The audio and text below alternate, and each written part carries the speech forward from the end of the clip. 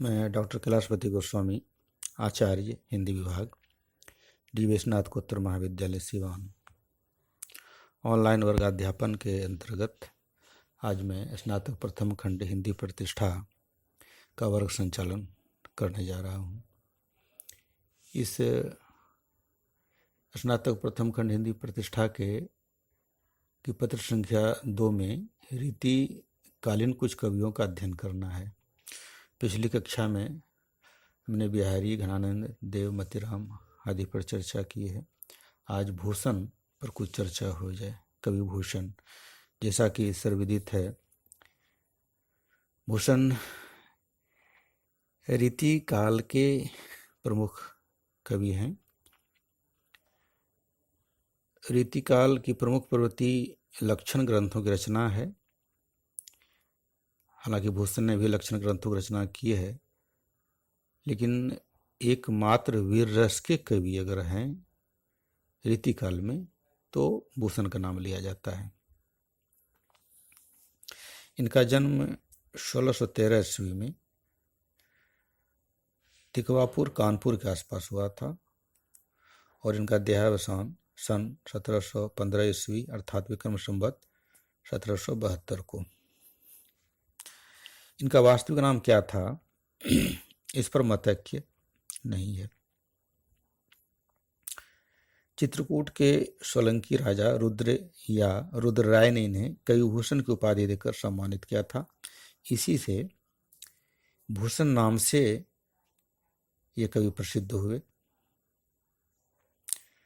वैसे कई हिंदी के विद्वान यह मानते हैं कि भूषण रीतिकाल के प्रसिद्ध त्रिपाठी बंधु चिंतामणि एवं मतीराम के भाई और जाति से कानकुब्ज ब्राह्मण थे। भूषण ने तत्कालीन समाज और साहित्य की परिस्थितियों एवं बंधनों का उल्लंघन कर वीर काव्य की रचना की। इससे यह सिद्ध होता है कि वे स्वतंत्र प्रवृत्ति के व्यक्ति थे। औरंगजेब के अत्याचारों से जब हिंदू जाति त्राही त्राही कर रही थी और सब ओर से हिंदुओं की सामाजिक एवं सांस्कृतिक सत्ता को नष्ट करने का प्रयास किया जा रहा था, उस समय भी यदि विलासी प्रवृत्तियों में पढ़कर कवि केवल नायक नायिकाओं की श्रृंगार चेष्टाओं का वर्णन करते हैं तो कुछ ठीक नहीं लगता। इसलिए भूषण को अपने जीवन काल में कई आश्रयदाताओं के यहाँ रहना पड़ा। युग की प्रधान प्रवृत्ति श्रृंगार चर्चा पर 2-4 छंद इन्होंने लिखा है। उनके स्थान पर वीर रस को ग्रहण किया। भूषण ने लक्षण ग्रंथ लिखा, अलंकार संप्रदाय के प्रभाव को ग्रहण किया, परंतु श्रृंगारिकता के कदम से दूर ही रहे। स्पष्ट है कि भूषण को रीतिकाल का कवि मानने में कोई आपत्ति नहीं होनी चाहिए, क्योंकि मूलतः वे रीतिकाल की अलंकारिक प्रवृत्ति में बंधे थे। उनके लक्षण ग्रंथ अधिक स्पष्ट नहीं हैं, कहीं कहीं वे अव्यवस्थित एवं दोषपूर्ण हैं। अतः लक्षण ग्रंथ लिखने वाले अन्य रीतिकालीन कवियों की तुलना में भूषण कुछ हल्के पड़ जाते हैं। दूसरे, भूषण ने युग की सामान्य प्रवृत्ति का परित्याग कर वीर काव्य को ग्रहण किया। इस प्रकार वे राष्ट्रीय कवि माने जाते हैं। जैसा कि कहा जाता है, भूषण अपने जीवन काल में कई आश्रयदाताओं के यहाँ रहे, परंतु अंत में उन्होंने अपने आदर्शों एवं विचारों के अनुकूल छत्रपति शिवाजी महाराज को ही अपना आश्रयदाता चुना। वे बुंदेलखंड के महाराज छत्रसाल के यहाँ भी रहे। दोनों के यहाँ उन्हें अत्यंत सम्मान मिला। भूषण ने अपने आश्रयदाता की प्रशंसा को वास्तविकता से बहुत दूर नहीं हटने दिया। उन्होंने जिन 2 नायकों की वीरता का वर्णन किया, जिन्हें अपने काव्य का नायक बनाया, वे अन्याय दमन में तत्पर, हिंदू धर्म के संरक्षक और इतिहास प्रसिद्ध वीर थे। अतः शिवाजी और छत्रसाल की वीरता के वर्णन को कोई भी व्यक्ति झूठी खुशामद नहीं कर सकता। आचार्य पंडित रामचंद्र शुक्ल ने भी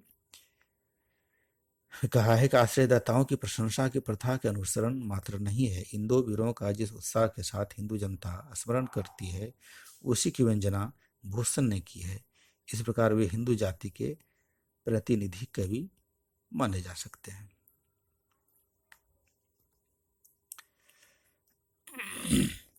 भूषण विरचित 6 ग्रंथों का उल्लेख प्राय मिलता है।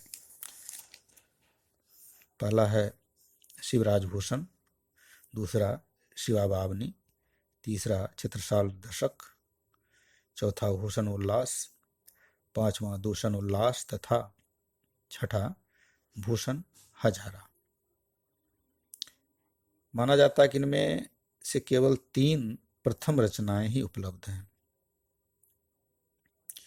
शिवराज भूषण का प्रणयन संभवतः तत्कालीन प्रचलित परंपरा का पालन करने के लिए किया गया था, परंतु शास्त्रीय दृष्टि से कवि को रीति काव्य की रचना में सफलता प्राप्त नहीं हुई, क्योंकि इनके न तो अलंकारों के लक्षण ही और न उनके उदाहरण ही ठीक बन पाए। वे तो हृदय की वीर और उल्लासपूर्ण भावनाओं के कवि थे। वीरस उनके काव्य में साकार हो उठता था। उन्होंने महाराज शिवाजी को दानवीर, युद्धवीर, धर्मवीर तथा दयावीर के रूप में चित्रित किया है। युद्ध के उत्साह से पूर्ण सेना का रण प्रस्थान, युद्धस्थल के बीच वीरों से घात प्रतिघात, शस्त्रों की खड़खड़ाहट आदि का वर्णन अत्यंत ओजस्वी एवं तद्वत हुआ है। रणस्थल के लिए प्रस्थान करती हुई सेना का वर्णन द्रष्टव्य है। देखा जाए, चकित चकत्ता चौकी चौकी उठे बार बार, दिल्ली दहलती चितय चाही करशती है, विलखी बदन बिलखत बजय पुष्पति, फिरत फिरंगिन की नारी फरकती है, थर थर कांपत कुतब साहि गोल कुंडा, हरि हवस भूप भीर भरकती है, राजा शिवराज के नागारन की धाक सुनी, केते बादशाहन की छाती धरकती है। ब्रजभाषा की प्रकृति कोमल है, किंतु भूषण के हाथों पड़कर यह वज्रादपि कठोर हो गई है। किंतु इनकी कड़कती हुई भाषा को शुद्ध ब्रजभाषा नहीं कह सकते।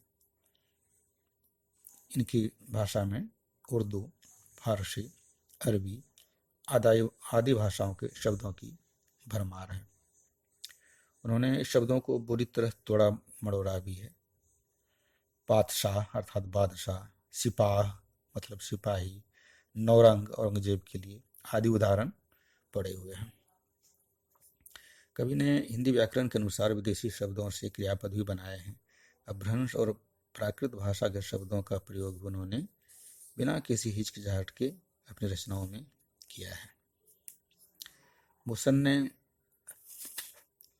अपना अधिकांश काव्य कवित्त, छप्पय, दोहा, रोला और हरिगीत का छंदों में रचा है। यहाँ ध्यान देने वाली बात यह भी है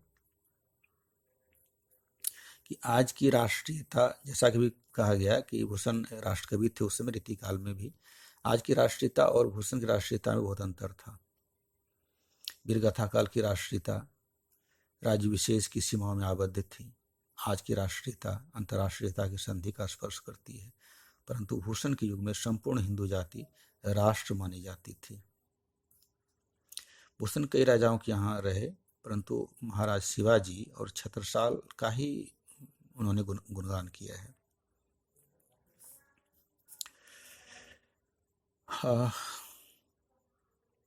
विदेशी शासन के विरोध के सबसे बड़े समर्थक भी कवि भूषण को माना जाना चाहिए। उस समय अन्य किसी कवि में इतना साहस नहीं था कि वह अपनी आवाज उठा सके। भूषण ने शिवाजी का यशोगान क्यों किया, इसका उत्तर इस पंक्ति में है। शिवाजी न हो तो सुनती होती सबकी। जब समस्त हिंदू जाति का अस्तित्व भी संकट में पड़ा हुआ था, इसी समय में शिवाजी सामने आए और उन्होंने हिंदुओं के शिखा सूत्र की रक्षा की।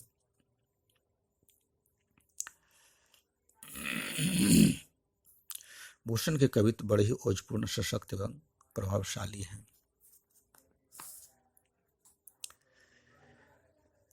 जब उस काल के अन्य कवि सरस, रागी और रति रग में आकंठ निमग्न थे, उस समय भूषण अपनी ओजस्वी वाणी द्वारा राष्ट्र जागरण की शंखध्वनि कर रहे थे। उनके मतानुसार विदेशी दासता के रूप में देश के ऊपर बहुत सी भयंकर विपत्ति आई हुई थी।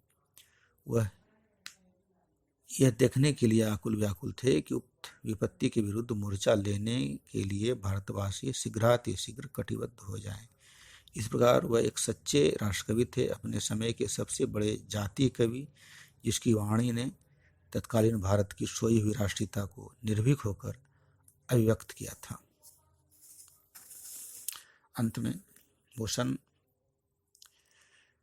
की शैली पर विचार किया जाए। रचना शैली। भूषण ने अपना अधिकांश काव्य कवित्व छप्पय, दोहा, रोला और हरि गीत का छंदों में रचा है।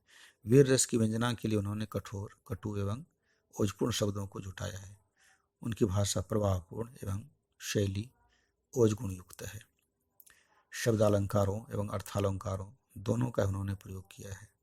अनुप्रास, उत्प्रेक्षा, रूपक, उपमा, विवाहस्तुति, व्यतिरेक आदि उनके प्रिय अलंकार हैं।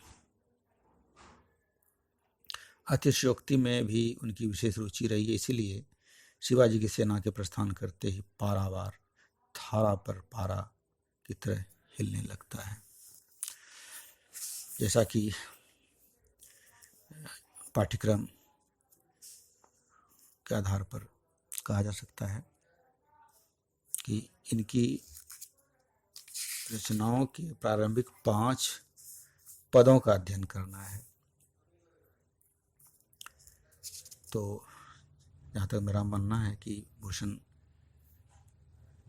का परिचय प्राप्त करने के बाद इनकी रचनाओं को समझने में आसानी होगी।